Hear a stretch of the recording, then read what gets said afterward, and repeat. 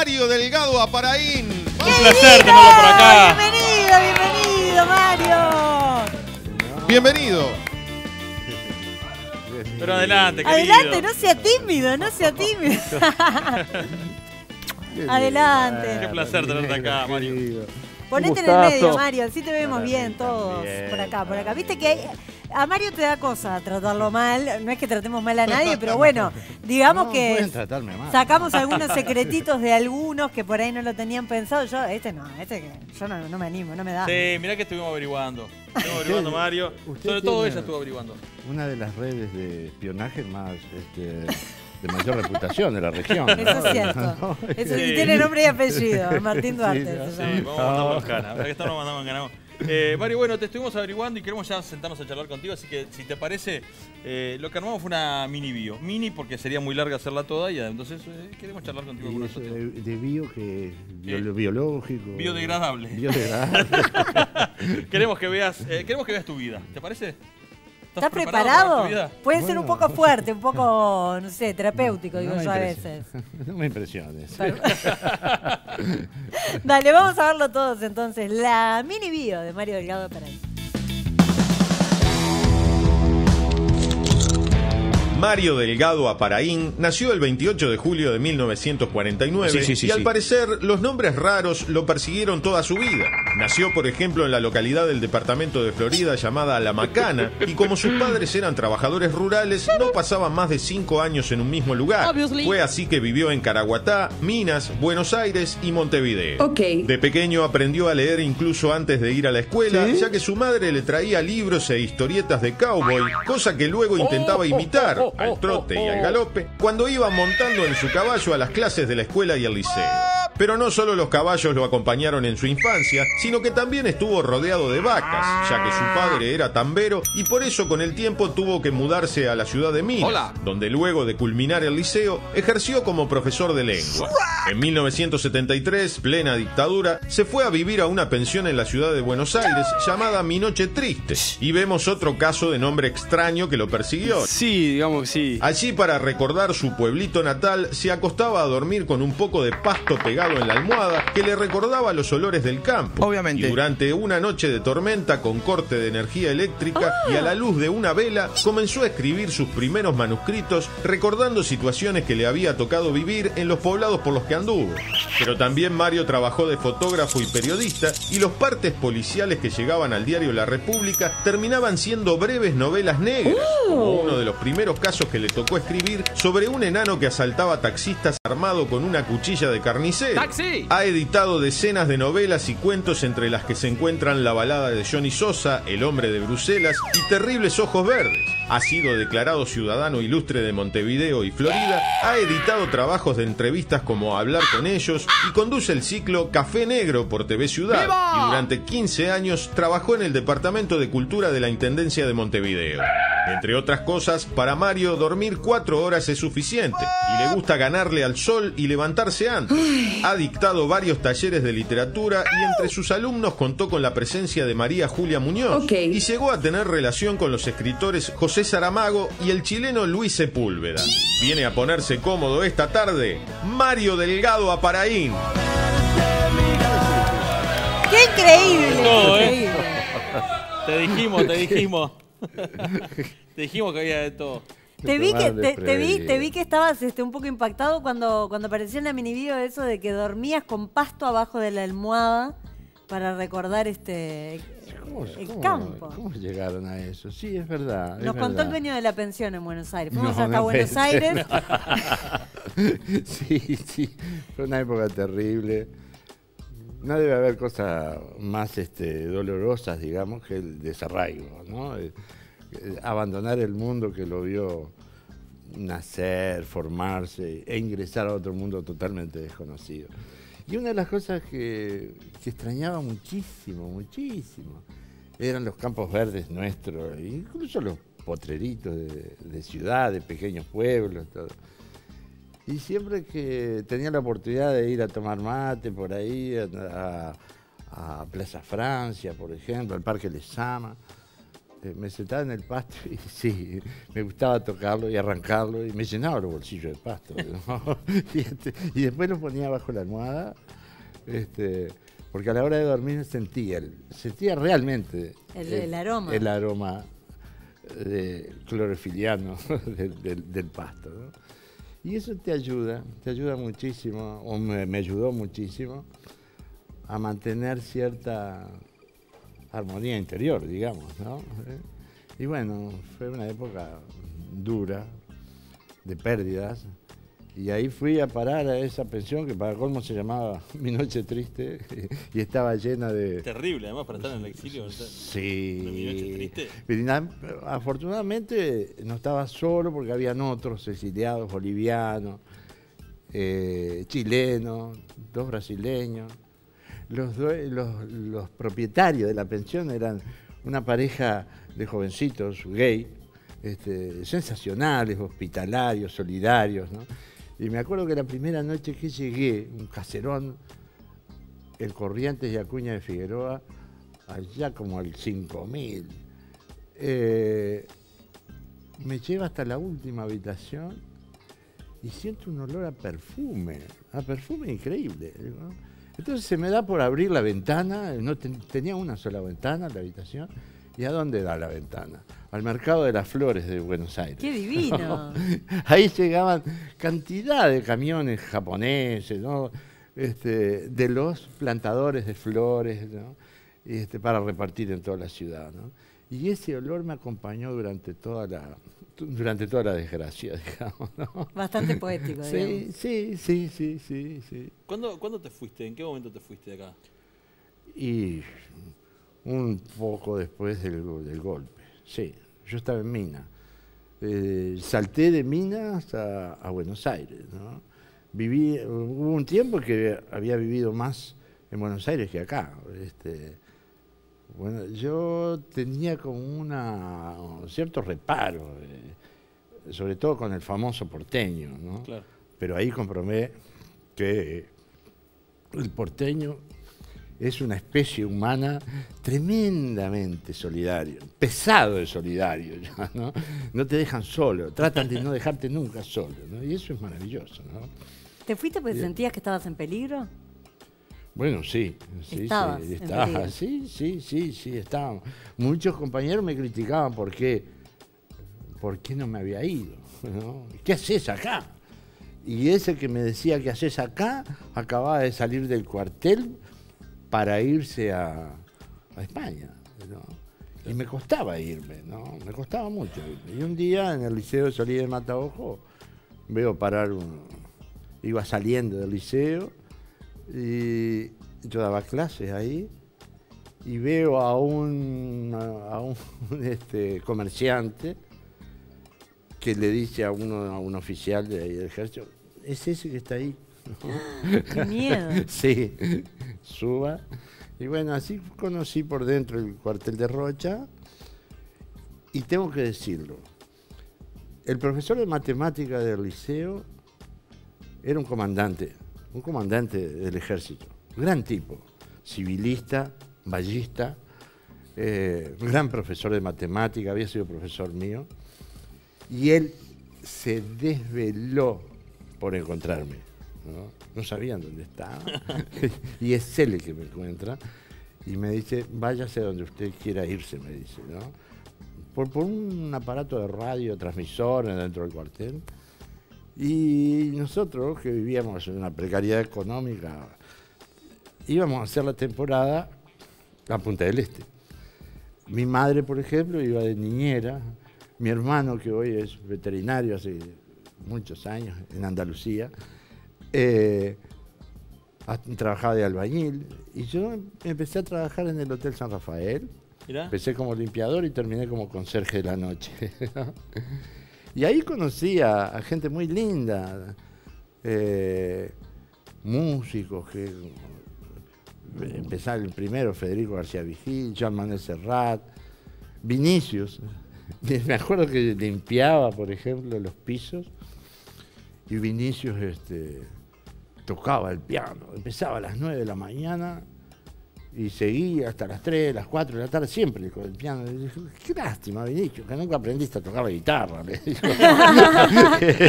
Y me dice, Marito, dice, ¿qué pasa? Que el piano es el único instrumento musical capaz de sostener un vaso de whisky. Muy bueno. Mario, ¿y cuándo escribiste algo? Bueno, me imagino que ahí capaz que ya escribías alguna cosa. No, ¿Cuándo escribiste algo que vos sentiste que tenía valor artístico? ¿Que podía ser publicado? Mira, yo nunca pretendí publicar, nunca. Pero recuerdo que yo voy a tratar de ser sintético. Yo me crié, iba a la escuela a caballo y después fui al liceo a caballo también, sí, en Mina. Pero yo me acuerdo que los días de tormenta eran peligrosísimos en Caraguatá, por las tormentas eléctricas, había perdido unos compañeritos. Y la mayor parte de mis compañeros eran negros. Y había una familia muy linda que yo los quería muchísimo, Las Neves, cuyos nietos eran mis compañeros. Y el abuelo, don Braulio, tenía 94 años cuando yo tenía 9. Eso significa que había nacido en el siglo pasado. Claro. Y su padre era esclavo. Su padre había sido esclavo y trabajaba, y como acá se había abolido la esclavitud antes que en el Brasil, en el Brasil se abolió recién en 1888. Se fugaban muchos integrantes de la población negra y se establecían al norte del Río Negro. Eso también significó una cultura. Nosotros vivíamos en los últimos rezagos, digamos, sobre el Río Negro, de la cultura del portuñol, digamos, ¿no? Y Las Neves nos contaba, el viejo nos contaba, ¿no? las historias de su vida y de sus antepasados. Eso es lo que me asombraba. Él era analfabeto, pero él, a su vez, había conocido a su abuelo. Y Las Neves nos hacía juguetes de madera, de asfalto también. Y a todos los juguetes le ponía un número, el 44. Mirá. Para mí, un misterio eso. Hasta esa noche que contó que su abuelo, yo me lo imaginaba grande como él, casi 1,90 m, 94 años, todos los dientes, una sonrisa maravillosa, unos brazos como culebras, forzudos, así.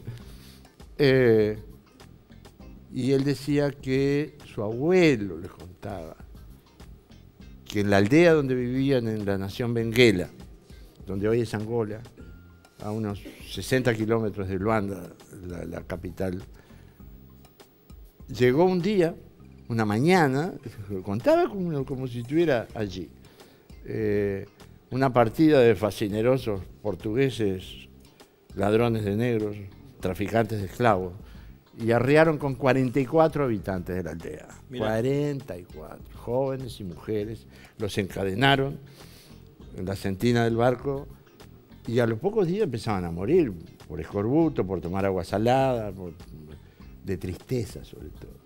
Y el abuelo de Las Neves, para darles ánimo, les silbaba canciones de la aldea, ¿no? Y don Braulio nos silbaba esas canciones a nosotros, ¿no? Cuando yo estaba en la pensión de Buenos Aires, pensaba, yo siempre digo que los mayores acontecimientos culturales son los apagones, ¿no? No hay más remedio que pensar, claro, conversar. Y ahí me preguntaba qué estoy haciendo acá, de dónde vengo, quién soy, ¿no? Y en esa recapitulación de la vida fui a dar a Las Neves, me empecé a acordar. Pero ahí me dije, qué triste que haya gente que nazca, viva y muera y no deje ninguna huella sobre la tierra, ¿no? Qué pena. Porque, ¿qué es lo que me impresionaba de ese hombre? Que siendo analfabeto, era capaz de contar historias en una noche de 300 años de antigüedad. ¿Y eso por qué? Porque se transmitía de generación en generación. ¿Y por qué se transmitía de generación en generación? Porque había una jerarquización de los viejos, de los ancianos, los receptores de la memoria, los transmisores de la memoria. Entonces, yo dije, caramba, ¿quién registra la historia? Cuando se murió y nadie se acuerda de él. Entonces empecé como a balbucear, a escribir, a tratar de rescatar esas historias. Y empecé a escribir cuentos de negro, pero no eran cuentos nativistas, porque siempre detesté la literatura nativista. Siempre me pareció una literatura escrita por doctores hijos de estancieros que convierten a sus peones en gauchos. Y eso es falso. Claro. Entonces empecé a escribir cuentos de negros, con mi idioma, con un idioma que devenía de las lecturas, del portuñol mismo. Y había una compañera de pensión, que era secretaria de la revista Crisis, que dirigía Eduardo Galeano. Y un día me dijo, ella tomábamos mate y ella me leía en voz alta mis propios cuentos, ¿no? ¿Ah, sí? Sí. Y un día dice, negro, estos cuentos había que... ¿No te animás a mandar a un concurso? No, yo nunca, jamás. Claro. Nunca. A ella le encantaban. Eran de Sí, consumo interno, a ella le digamos. encantaba. Eran de consumo interno. Era exactamente. Entonces había un concurso latinoamericano, hubo en la Universidad de San Marcos, en Lima, un concurso de cuentos latinoamericanos, y lo mandó ella. ¿Y vos podés creer que gana? ¿No? ¿Ganaste vos? Sí. No ella. No. Y ese cuento lo publicaron en el diario Clarín, me acuerdo, que a su vez me consiguió trabajo, porque trabajé casi 7 años en Clarín. Como periodista. Sí. Y fotógrafo. Sí, no, fotógrafo no, hacía crónicas y reportajes, me especialicé en reportaje, en el suplemento de Cultura y Nación de los jueves, y se ve que ese cuento lo leyó el Beto Reggioni en Arca, en la editorial Arca de Montevideo, y yo no lo conocía para nada, no conocía Montevideo. Y me dice a ver si yo no tenía una docena de cuentos como ese. Bueno, sí, tengo 28. Y ahí publicaron 12 cuentos, se llama Causa de Buena Muerte, se llamaba, y ahí empecé. Me acuerdo que el primer reportaje que me hicieron en mi vida me lo hizo Rubén Castillo para el Correo de los Viernes y me preguntó, ¿qué estás escribiendo? Mira, estoy tratando, yo siempre fui un alienado de las películas del oeste, de leer novelas del oeste, todo lo que se vinculaba a los caballos, al campo, al tiroteo, ¿viste? ¿No? Y yo quería escribir un western criollo. Digo, ¿por qué diablos si tenemos matreros, fronteras, trenes, caballos, todo, ¿no? Es ideal. Frontera, ¿no? Y me puse a escribir eso. Y Rubén me pregunta, ¿qué estás escribiendo? Estoy escribiendo eso. Eso lo lee Eber Raviolo en Banda Oriental y me dice, ¿cuánto demora en terminar eso? Y así empecé. Qué lindo. Increíble. Así empecé. Has pasado, recién decíamos que estás con Café Negro en la Intendencia, del lado televisivo, digamos, pero has estado del lado del gestor cultural, del lado de la cultura. Y ahí has conocido gente como Gustavo Fernández, por ejemplo. Así que vamos a ver qué es lo que tiene para contarnos él. A ver qué tiene para decir de vos, negro. Mario yo no lo conocía, nosotros entramos al gobierno municipal en el año 90, yo era uno de los secretarios de la Junta Departamental y era el director de Cultura de la Intendencia y resultó un hombre excepcional. Hemos disfrutado mucho y Mario se debe recordar los cumpleaños de Mariano Arana que eran festejados en diversos locales, pero hay uno que se hizo en un local de Carrasco que fue fantástico, que fue, pasamos una noche, yo creo que inolvidable, desternillándome de risa con el humor que tiene Mario para todas sus cosas.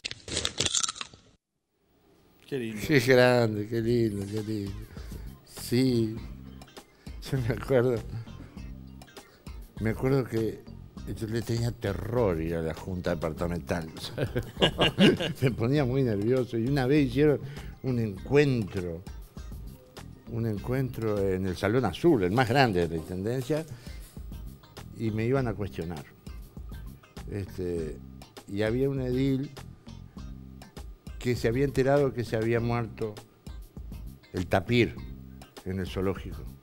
Y el zoológico y dependían de mí. Habíamos formado el servicio de divulgación científica, intercomunicando a todas las unidades de connotación científica. Los zoológicos, el planetario, Museo de Historia Natural, el botánico, la escuela de jardinería.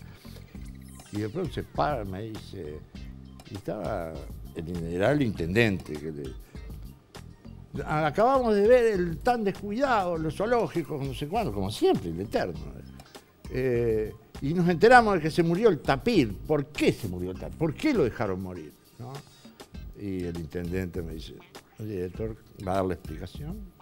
Me dice, bueno, sí es cierto, se murió el tapir.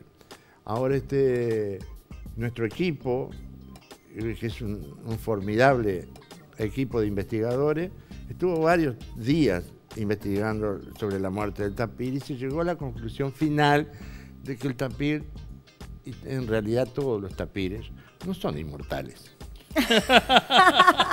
Se mueren. ¿Y qué? ¿Si es un silencio se ríe? Sí, usted me está tomando el pelo. No.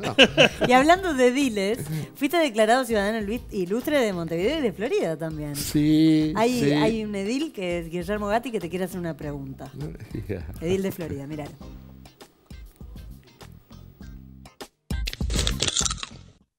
Bueno, Mario, un placer saludarte desde aquí, desde Florida. También agradecerte por la presencia cuando fuiste declarado ciudadano ilustre de nuestro departamento. Y bueno, una pregunta que de repente la gente no sabe y queremos que tú nos contestes es saber por qué La Macana. ¿Dónde es el lugar que naciste y estuviste? Saber por qué se llama La Macana. Un abrazo muy grande desde Florida y siempre te tenemos en nuestro corazón. Qué lindo, qué lindo. Yo nací o mejor dicho, mamá empezó a sentir los dolores de parto y salió disparando rumbo a Florida. ¿No? Está cerca, unos pocos kilómetros. Y es un paraje rural muy lindo. Ahí tenía un tambo, papá y mamá. Y ahí nacimos dos. Dos nacimos. Mario Carrero y yo. ¿No? Mirá, Marito Carrero. Sí, y se dice que George Clooney también nació en La Macana. No te puedo creer. Es uruguayo. Qué grande. Sí. ¿Sabes qué? Bueno, a mí me da muchas ganas de ir a La Macana. Yo conocí Caraguatá y ahí está Marley FM, que es Flor de FM. Increíble en la escucha de Caraguatá. No me digas. Sí, me fui a conocer al director. Un periodista como el que te va a preguntar ahora, que es Ramiro Espinosa, que es nuestro periodista serio, nuestro periodista de verdad. Mirá lo que lo tenés ahí. ¿Qué tal, Mario? Aquí, Ramiro Espinosa. ¿Cómo andás, Mario? ¿Estás pasando bien en el programa? Maravilla. Hacía mucho tiempo que no pasaba así, negro. Perfecto, Digo, Mario. verde. Verde, decime. Ahí va, perfectamente. Ahora sí. Mario, te quiero hacer una pregunta que estuviste hablando al comienzo de la nota. El temita que vos cuando estuviste en el exilio, en la pensión ahí en Buenos Aires, sacabas pasto y lo ponías debajo de tu almohada. Sí. Yo quiero que me digas la verdad, del por qué razón vos hacías esto. Y te voy a dar 3 opciones. Sí. Y después me elegís una. 1, porque siempre tuviste un niño adentro y querías que vengan los Reyes Magos todos los días. 2, porque en realidad pensabas que era marihuana y te lo fumabas para escribir inspirado. Ramiro. O 3, porque la única manera de aguantar el olor que había en la pensión era oliendo el pasto. Decime la verdad, Mario. Había un poco de todo eso. Porque más de una vez, armé un cigarro con pasto seco. Bueno. Eso para empezar. ¿Cuál era la otra opción? La otra opción era porque tenías un niño adentro y querías que vengan los Reyes Magos eso todos ya los lo días. había. Mira, cuando cumplí los 50 años, no hace mucho, fue Juseca y me dice, venía con un paquetito, dice, che, negro, dice, todo el mundo dice que llevamos un niño adentro, pero nadie se pone con el niño, ¿eh? yo te traje esto, me dice, y me lo abrí y era un camioncito. Qué grande. Para el niño que yo llevaba adentro. Qué grande. Qué claro. Así que te sirvió entonces el pasto para algo. Bueno. ¿Y qué te parece? Claro. Bueno, gracias, Mario. Hasta luego, nos vemos. Hasta luego. Muy bien, tengo por acá la pregunta de la gente. Atención, que es de Mirna, de San José, Mario. Me mandó a través de las redes sociales esta pregunta. Dice así: me gustaría que contara alguna de las crónicas policiales que le tocó redactar. ¿Cuál es la que más recuerda por graciosa o por absurda? Porque vos las hacías como novela negra en un momento. Sí, las adornabas un poco. Es más, algunas fueron rescatadas en algunos cuentos, me gustaba. Esa que decía en la mini bio del enano con la cuchilla de cocina. Esa fue una de las primeras. Hubo una serie de asaltos a taximetristas hechas por un enano con una cuchilla de cocina. Y siempre salía indemne el cortito. Y recuerdo, bueno, ¿cómo vamos? Un enano asaltante. Bueno, ¿cómo titularnos? Decía el director del diario. En primera lo dieron. Y yo dije, bueno, bien sencillo. Un enano con un cuchillo así de grande.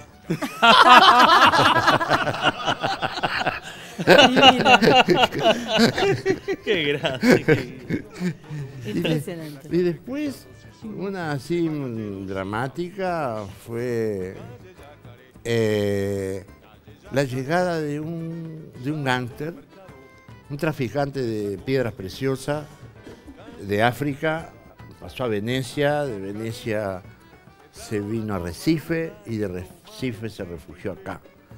Y se estableció en Solís de Mataojo, ¿no? Y ese tipo lo dejaron hacer, lo dejaron establecerse, lo dejaron que se afincara. Y apenas lo hizo, gente muy encumbrada lo empezó a extorsionar, ¿no? Te dejamos, pero, ¿no? Y empezó, yo tengo un cuento que se llama Un maletín negro de ángulos dorados. Y él andaba, se vestía con un tapado de oso en el invierno, un sombrero Stetson de Nebraska y el maletín. Entonces iba a los boliches de Solís y ahí los paisanos le empezaban a proponer negocios. Acá lo que daría muchos resultados sería un aserradero. Y el holandés decía, ¿cuánto cuesta hacer un aserradero? Y entonces le preguntaba, ponerle $40.000. Clic, clic, abría el maletín, acá está. Llovía, llegaba un policía ahí a cubrirse, a tomarse una en el mostrador. Y dice, usted está muy húmedo. Le decía, que no tenemos, estamos mal vestidos, no tenemos capotes para la lluvia, ¿no? Los vistió toda la comisaría de arriba abajo, ¿no?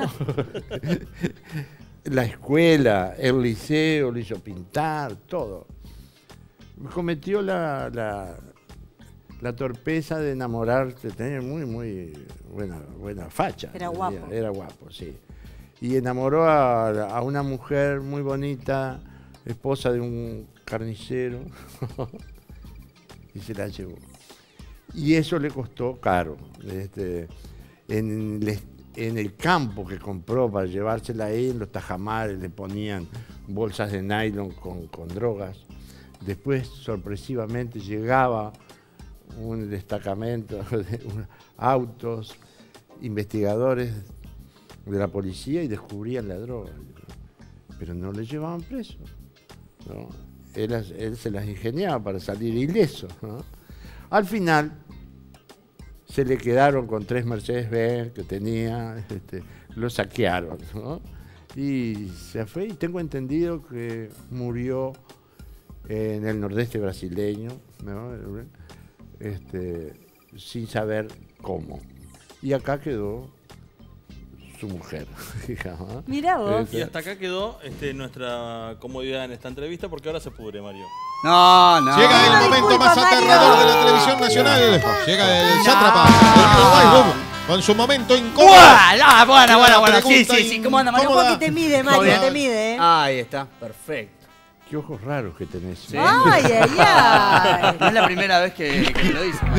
No. Bueno, Marito, me gustaría charlar de malo. Me gustaría charlar de tu época como director en la Intendencia de Montevideo, como director de Cultura, donde hubo muchas historias divertidas, un trabajo complicado, pero también con muchas satisfacciones, te llevó a conocer mucha gente. Y cuando vos recién agarraste, tuvieron como la iniciativa con Víctor Rossi de montar nuevamente la Sinfónica, estaba media desmantelada, incluso de llamar a García Vigil, que estaba en el exterior, porque ustedes, sí, vos y Rossi, no tenían idea de un corno, cómo se llamaban los instrumentos, que literalmente eran cornos, pero no vamos a hablar de eso. No vamos a hablar de eso. De lo que sí vamos a hablar, de cuando estabas trabajando como director, hubo cierto día que el doctor Tabaré Vázquez, quien era el intendente en ese momento, trae un invitado muy especial a la Intendencia, nada más ni nada menos que al Príncipe de Asturias. ¡Opa! Lo traen a la Intendencia,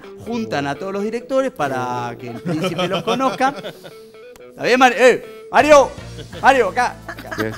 Juntan a todos los directores para que el Príncipe los conozca. Y la dinámica era muy sencilla. Los pusieron en un círculo. El doctor Tabaré Vázquez iba acompañando a cada uno de los directores, perdón. Le presentaban al Príncipe de Asturias. Por ejemplo, apareció Rossi y vino, los saludó. Bueno, hola, el Príncipe de Asturias, yo soy Víctor Rossi, director de Tránsito y Transporte de la Intendencia. Hasta que todo venía bárbaro presentando a los directores, hasta que llegó el turno del director de Cultura de la Intendencia. Supongo que no rompiste el protocolo tal como esperaba el doctor Vázquez. ¿Qué dijiste? De ninguna manera. ¿Qué hiciste, Mario? Siempre los que contestan arrancan diciendo, no fue tan así. Si querés podés usarlo. Por suerte no creo que el rey de España ahora vea esto, ¿no? No sabés, por la web mira que lo puede estar mirando. Caramba, había algo que me costaba mucho superar, que son los protocolos. Y por otro lado también a los nobles, ¿no? Siempre me produjo un gran rechazo. Tuve la oportunidad de conocer a algunos, pero esa vez no pude con la condición. El protocolo consistía en poner, como dijiste, en un semicírculo a todas las máximas autoridades de la Intendencia. El intendente venía el príncipe Carlos y decía, mucho gusto, el Príncipe de Asturias. Encantado, contador Ariel Álvarez, contador general de la Intendencia. Mucho gusto, el Príncipe de Asturias. Encantado, Víctor Rossi, director general del Departamento de Acondicionamiento Urbano. Y cuando me llega a mí, me dice, Príncipe de Asturias. Encantado, digo, el conde de Caraguatá. ¡Qué grande! Y pasó para allá, y Tabaré pasó y me dice, sos impresentable. Impresionante. Mario. Y todavía iba saludando el príncipe por allá y me miraba, ¿viste? Se dio cuenta, un poquito sospechó. Qué impresionante. Muchas gracias por venir. Tenemos este regalo para vos, la mascota del programa, para que te lleves. A ver si te inspira algún cuento por ahí. Ha sido un gustazo tenerte por acá. Es una maravilla. Ha sido un gustazo tenerte por acá. Bueno, los viernes es la oportunidad de ver de noche Café Negro en TV Ciudad y poder disfrutarte con las entrevistas y leerte por todos lados. Muchas gracias, de verdad. Gracias por dar este espacio a los creadores nacionales, ¿no? Entonces lo único que les pido es que nos lean. Muy bien.